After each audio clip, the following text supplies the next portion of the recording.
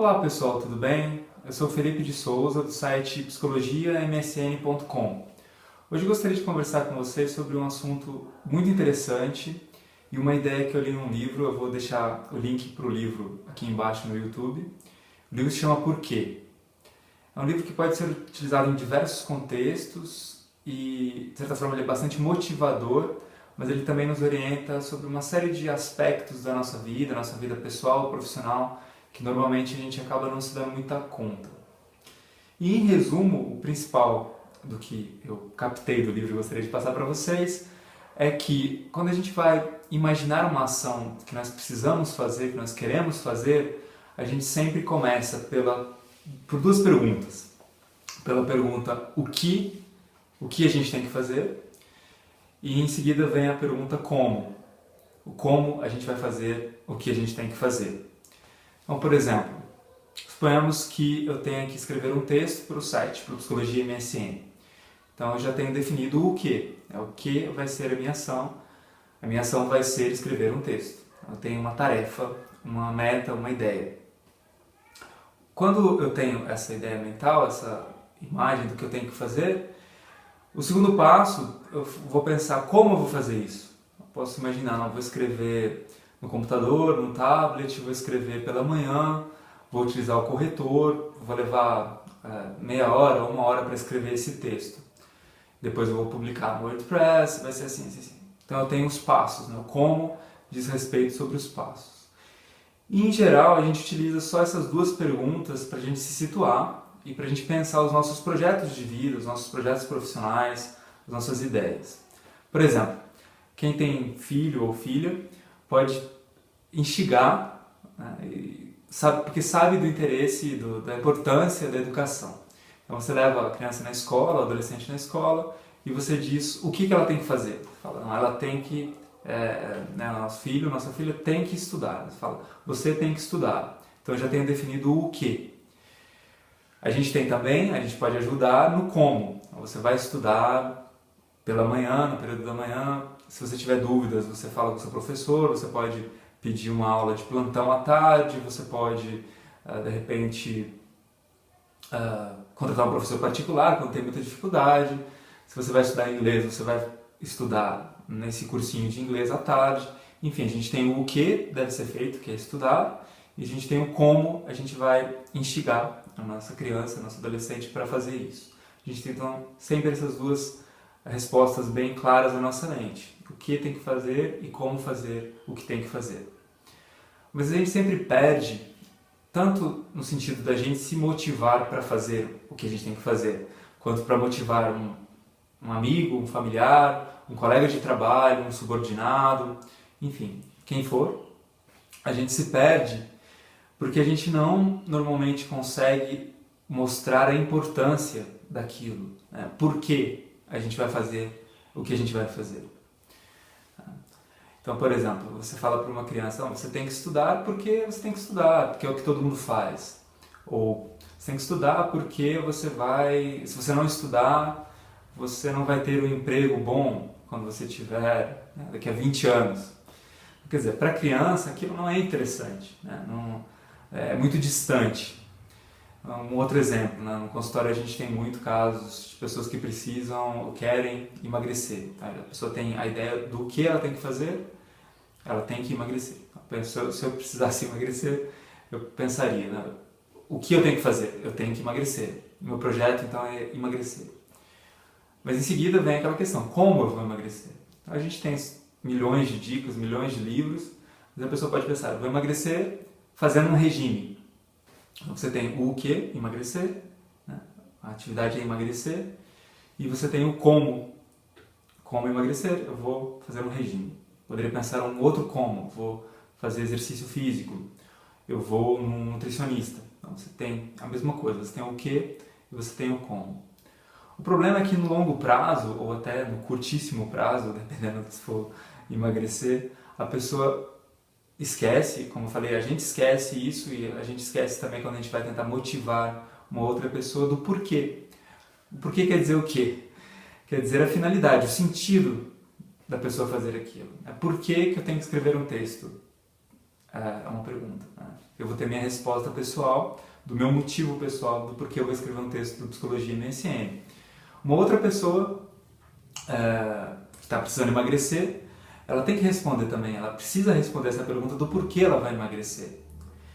Uma pessoa pode encontrar que o motivo dela emagrecer é ela ter mais vida, ela ficar mais saudável, ela ter mais qualidade de vida, ela viver mais. Porque, segundo as estatísticas, uma pessoa tem uma tendência maior de viver se ela não estiver acima do peso, né? Por causa da questão de circulação, coração e tudo mais.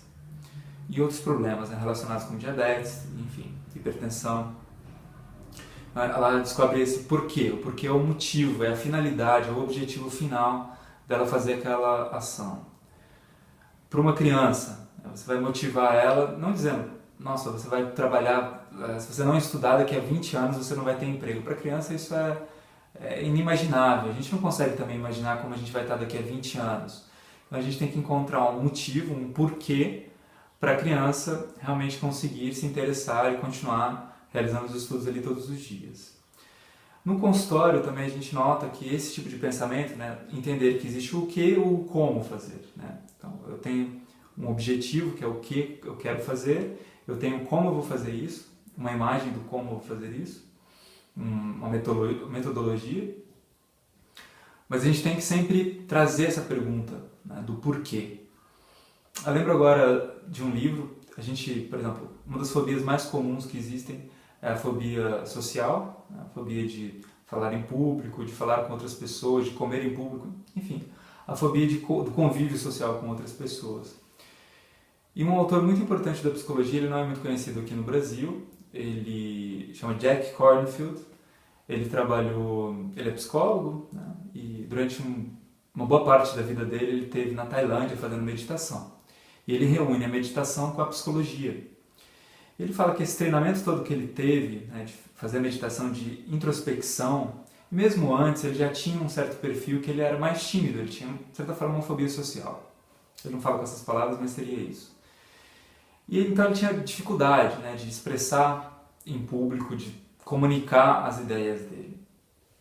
E aí ele fala nesse livro que eu tenho, chama Psicologia do Amor, ele menciona essa história, essa dificuldade dele. Então ele percebeu a necessidade de fazer alguma coisa. Ele falou, não, eu preciso melhorar essa minha habilidade social, eu preciso comunicar o que eu preciso comunicar. Então ele tem o que, ele pode pensar o como ele vai melhorar, ou como ele vai comunicar o que ele precisa comunicar. Ele pode comunicar por um vídeo como esse, ele pode comunicar numa palestra, num simpósio, enfim, né, onde ele quiser. Para um grupo pequeno de pessoas, num workshop, para um seminário. Então ele já tem o que e tem o como. O que falta é saber o porquê. Porque se ele ficar só nessas duas perguntas, de novo, ele não vai ter a motivação para superar aquela dificuldade que é a fobia dele. Ele pensa, o porquê que eu preciso falar, o que eu sei o que eu quero falar. Aí ele fala, não, porque eu tenho uma mensagem que eu descobri que é importante, que vem dos meus estudos na psicologia e na meditação, então eu preciso passar isso adiante, eu preciso comunicar o que eu sei. E aí ele consegue enfrentar então esse medo que ele tinha, essa fobia que ele tinha, porque ele tem um porquê, ele tem um motivo. E mesmo que ele, enfim, tivesse algum problema no percurso, ele continuaria naquele percurso, ele seria perseverante porque ele tem um porquê. E essa é a essência desse livro que eu vou deixar aqui o link para vocês embaixo no YouTube. Um outro exemplo também que é muito interessante, que esse autor cita num dos vídeos que ele tem no TED, é o seguinte: o Steve Jobs, uma certa vez, ele precisava contratar um executivo. Ele sabia, tinha a indicação desse executivo que ele era muito competente para a área de atuação dele, só que ele trabalhava, já tinha um emprego muito bom numa empresa de refrigerante. E aí o Steve Jobs, para motivar, ele fala, eu quero que você venha, então eu tenho o quê? Né? Eu quero que você venha trabalhar na Apple. Você vai trabalhar, aí você tem o como você vai trabalhar, você vai ganhar tanto, vai trabalhar tantas horas por semana e tudo mais. Mas ele não consegue convencer, mesmo sendo a Apple, na época, uma empresa já enorme. Porque para ele, né, já estava numa multinacional, para mudar para outra, por que ele mudaria? E aí o Steve Jobs fala para ele, você vai continuar vendendo água com açúcar, né, refrigerante, ou você quer mudar o mundo? Né? A proposta do Steve Jobs era essa, ele tinha um sentido, um propósito muito grande por trás da Apple, que era modificar a tecnologia e com a tecnologia modificar também o nosso dia a dia, as nossas, enfim, possibilidades de inserção no mundo, comunicação, design e por aí vai. Ele consegue convencer esse executivo com essa pergunta: você vai preferir ficar vendendo água com açúcar ou você vai querer mudar o mundo? Não, por que você vai ficar vendendo água com açúcar sendo que você pode mudar o mundo? Então você cria um sentido, você cria um porquê dele mudar de um emprego que ele já tinha, que ele já estava estável, para um outro emprego. Os grandes líderes, as pessoas, os bons vendedores também, os bons marqueteiros, eles conseguem captar sempre, passar essa mensagem da marca, né, do produto, do serviço, pegando nesse ponto, né, o porquê. Por que você tem que comprar esse produto? Por que você tem que comprar esse produto e não o outro? Por que você tem que fazer isso e não aquilo? Por que você tem que escolher a nossa marca e não a do concorrente? É o porquê que está por trás. E esse ponto é importante, portanto, nas vendas, né, nessa parte mais comercial, digamos assim, mas também é importantíssimo, como mencionei nesses vários exemplos, na nossa vida pessoal, para a gente mesmo conseguir nos motivarmos. Então, eu sei que eu preciso fazer determinada ação, eu sei que eu preciso, enfim, vamos pensar, eu preciso aprender uma segunda língua, uma terceira língua, uma quarta língua. Então eu sei que eu tenho que fazer isso, porque isso, enfim, vai me ajudar. Mas por que eu vou fazer isso? Por que eu vou ficar 5, 6, 7, 8 anos fazendo um curso, um outro curso? Porque isso vai me possibilitar morar em outro país. Quando eu tenho esse motivo, eu consigo superar as minhas dificuldades. Por exemplo, a pessoa tem uma fobia social, como eu falei do Jack Canfield, então ele fala, não, eu preciso comunicar o que eu tenho que comunicar. E aí a pessoa vai e consegue, então, por causa do motivo interno ser muito forte, ela supera as dificuldades. Seria o mesmo caso de uma fobia específica. A pessoa tem medo de avião, né? Mas de repente o namorado ou a namorada muda para um outro país, né? Para um estado muito longe. Aí a pessoa tem um motivo, que é visitar essa pessoa querida, e ela acaba superando, então, essa fobia. Ou vai aos trancos e barrancos, mas de toda forma ela consegue fazer o que ela tem que fazer.